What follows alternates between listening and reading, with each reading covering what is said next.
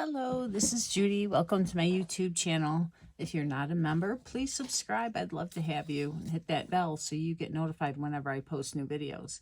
I do a lot of videos to teach people how to scrapbook and use different tools to further their creativity, mostly with close to my heart products because I'm a maker. So if you need anything from them and you don't have a maker, I'd be happy to have you as a customer.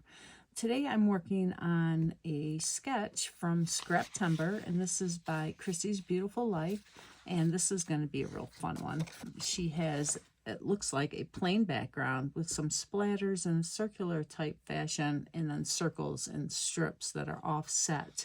A couple little sunbursts here and some flower embellishments. A title, so it's pretty simple, but you know, you can really make it a lot more than this, or you can make it very simple. It depends on what papers and other kinds of things that you use. So today I'm using these photos, and there are 3 small photos on the layout, and I'm not sure which one. Oh, there's another one somewhere here of me and my grandson. So I thought I could cut these down and use them. And I'm going to use the Backyard Bliss collection from Close to My Heart. I've got a bunch of little papers that I can use to make circles. Oh, and here's the list. So you can see it's the 11th day. And I'm a little behind, but that's okay. Oh, there's the other picture. Okay, so I pulled out some Picture My Life cards from Close to My Heart. These do not have to be used just for Picture My Life type albums. I like to use them for titles and journaling boxes, and just for the extra designs that are in there to complement the paper collection itself. Let me see if I can find the ones that I picked. And these are all the scrap papers I picked because I'm going to use blue, because the little baby, my grandson Robbie, has blue on. And I also picked out some other papers from my stash that might match the papers in the collection. You don't have to use everything from the collection when you use the collections that they have. You can use your scraps and anything that might match. See, this color matches his outfit just about perfect, right? And I think this is light sapphire. And then this paper is really pretty. I like that with the light sage. And then this is very similar to the background paper I'm going to use. So I'll be using this side. And then this is a very simple stripe. And then there are some little papers here I can cut out to use for journaling strips. And then this is my title. And then I brought out these strips. They were in my stash just to see if I could use them. And these are strips I'm going to put my circles on to create those offset circle type embellishments. And then I'm going to use this paper as my base. It's very busy, but with this solid color circles and the photo mats, I think I'll be able to make my photos pop. And I thought I would cut, well, I did cut a 1/2 inch off of this paper. That's the green. So I thought I would put the strip that I cut off down here as like grass. And then the flowers. And then it has this zip strip I did not cut off, and I can use that as a top border. And there's some wood grain paper. I again thought I might use these for some strips, so I pulled that out. And then I really like this color. It really makes the colors in the photos pop. So these will probably be photo mats. And then I pulled out this sticker sheet just to see if there's anything else I could use. I really like the Grow Giggles, Harvest Love, Lay in the Sun, Feed the Birds don't really apply, but you know, I could use them. And then there are some little circle elements here I can put on my circles, as well as some of these little flags, little tiny circles. Just try and get this sticker sheet used up. So let me show you how I'm going to do the circles. I'm going to start with a strip of paper. I'm going to bring out the glue. And I'm going to put my circles down the strip. And after it dries, I will then cut it apart. And let's see, there's a little part there that didn't get quite cut in the circle. So that's the part I'll cover up. And because this is put onto the strip, I'm going to be overlapping them just a little bit so that strip doesn't show when I cut them apart. And try and get them lined up as close as you can.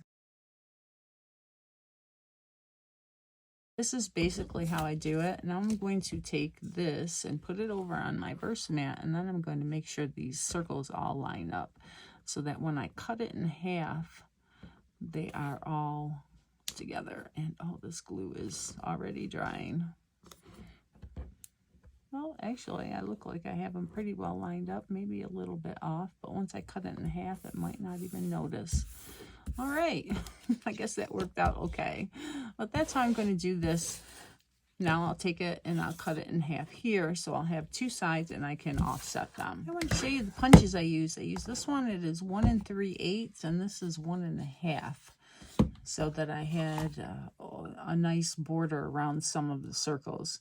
And I cut out some circles from the Picture My Life cards, like I said I was going to, and layered them on so that, just so I had a pleasing manner, you know, different arrangement in each one, and some similar ones, like there's 3 of the dark blue, there's 3 of this color here, there's this, you know, so they all kind of coordinate. And then there's 3 green ones. There was only 2 stripes, but that's okay because there's white here, there's a little bit of white here, so it'll still be okay. You don't have to always follow that rule of 3s, in other words.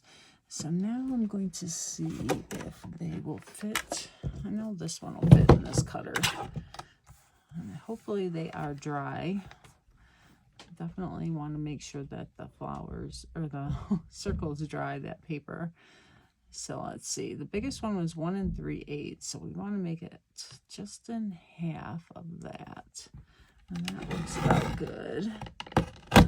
Probably could turn it over and cut it with the paper up, but that paper here now secured those so that they didn't move.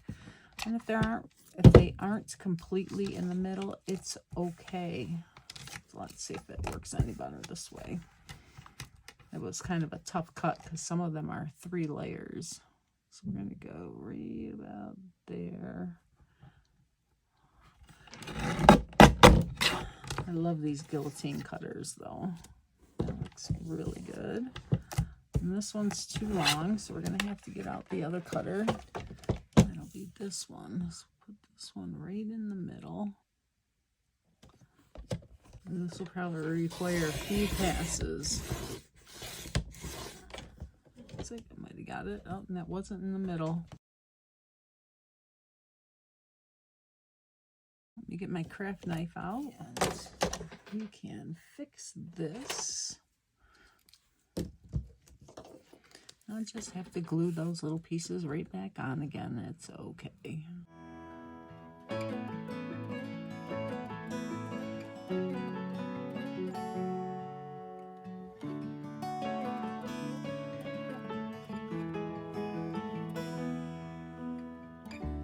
So we're going to let those dry. While that glue is drying, I can go ahead and get to work on this piece. And I'll just put a little bit of this double-sided adhesive on my Versamat, and this will hold my paper down so that it doesn't shift as we move or as we put the layout together. And I like to use liquid glue. You've probably noticed that in my videos. It just seems to make a quick hold. You have to be very careful not to use a lot of it because your paper could warp, because, you know, glue is water-based, a lot of it. So just a tiny amount to get it to hold is all you really need. Bring the layout back so I can see what's going on. Now, I think what I will do is put some white splatters on the background, and I need to cut my photos down. This photo is just a large one of this one. So really, he loved laying on my arm to go to sleep. He had tummy issues and he would be real colicky, so I would carry him around like this on my arm, and it seemed to alleviate any of those issues, and he would fall asleep. And then I'd put him down and he would wake up, and then I'd walk around with him again. He'd fall asleep, and oh yeah, but we survived, and he's doing much better now. But yeah, I brought out my white gloss spray from Dina Wakley, and this we do carry in our catalog. And there's a ball in there you need to get rolling around to get the paint mixed up. It dries shiny, and it's really, really pretty with that gloss effect. Got it all mixed up, and I'm going to get my splat box. Okay, I got my splat box, and this will protect my work surface, and I'm going to take this and just give it a good spritz. See how it really covers up some of those areas. Really nice. So that'll be opaque now. When I put the other circles on it and everything, it'll dry clear, or dry opaque, so that it gives it a nice white background, but it'll take a little bit to dry. Right, so. It's pretty dry, and while it was drying, I did my nails, so they were looking pretty ragged. I just wanted to show you, I went around the outside of my page with my ink dauber, and I'm using the sapphire ink, and I just lightly went around to add some contrast to those white edges, because I like borders. If you've watched any of my videos, you know that. I also went around all of my little circles to help them pop off of the background, even though that white does help to distinguish them. I wanted them to pop just a little bit more. Let's see, this one's going to go here. So I'm going to just put everything down and see how I like it.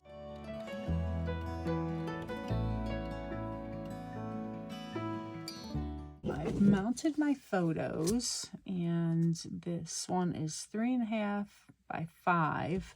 This is going to go right about here. And the title is going to go here. I'm going to lose a bunch of that one, so I might have to move it. This photo is going to go under here because I don't need all the background to be shown.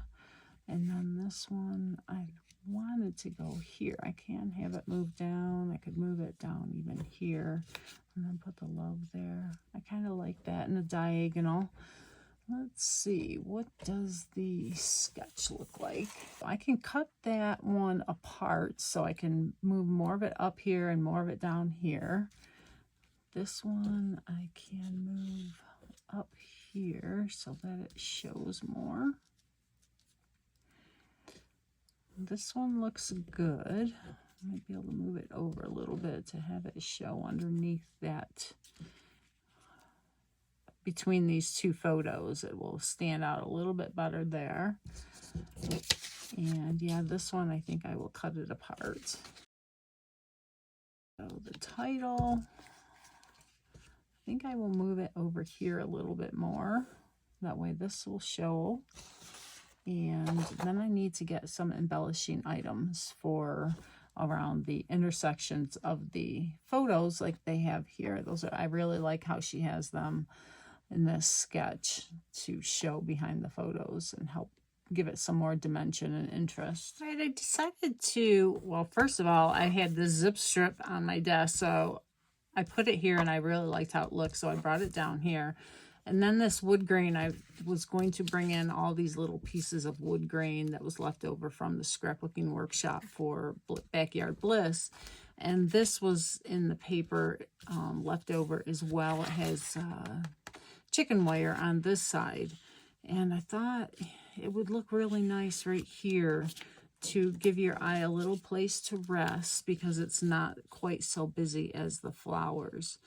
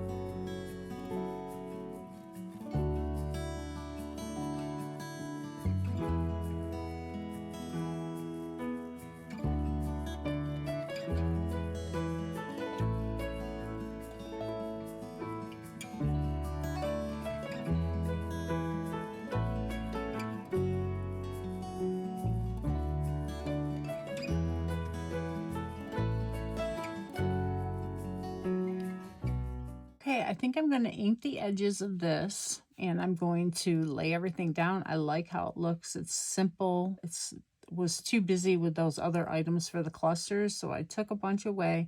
And this isn't set in stone over here yet, so I can always add to it or take away and ink the edges to give it a little more definition from the background. If you ever don't want to take things apart and lose your design, how you have it laid out to change what's underneath it, you can be very careful and add a little bit of glue or tape to just set things up the way you want them.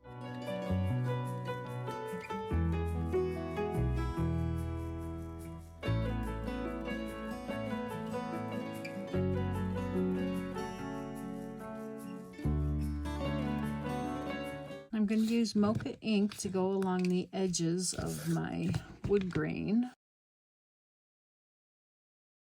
And always test your daubers because you never know what color it might look on there. It might not be what comes on your paper.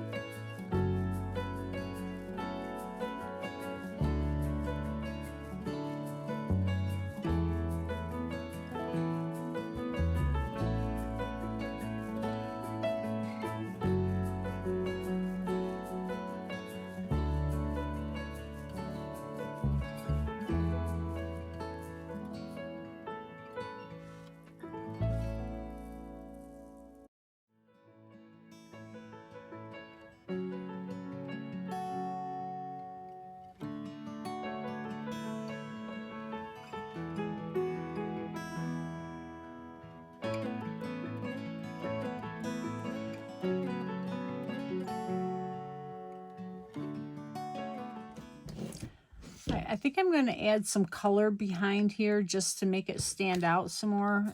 Again, the background is so busy. And then I can have color behind this heart tab. So I brought out a blending brush that I've had for a long time, and I mark it with our new metallic markers.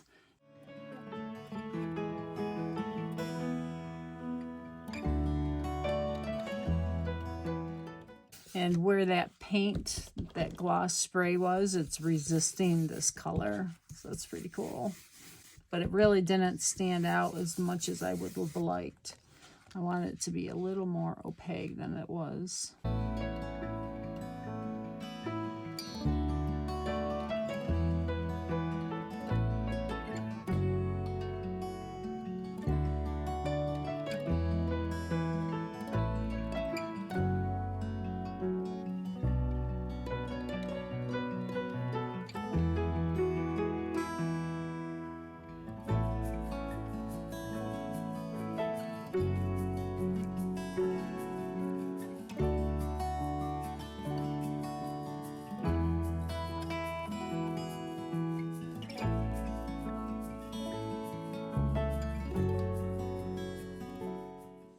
I think adding these hearts along this circle embellishing area really helped.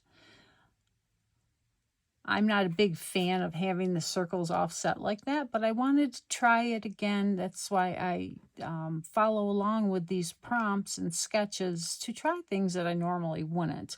And I really like how it turned out, so I'm very happy with it. It's just an added idea. It draws your eye to the layout. I did my journaling even and put the little heart here. I used my white gel pen, and it was a Jelly Roll 08 from Sakura, and we do carry these. And I did add some white to the pieces to make them all go together. The only thing left is to add some bling, and I brought these out. These little yellow ones really kind of mute the pattern. It goes with the wood and the yellow here, so I thought I would put some of them down. And we're going to do clusters of 3. And if you put your finger on the sheet and just pull it, the adhesive that's holding these on will let you slide it off.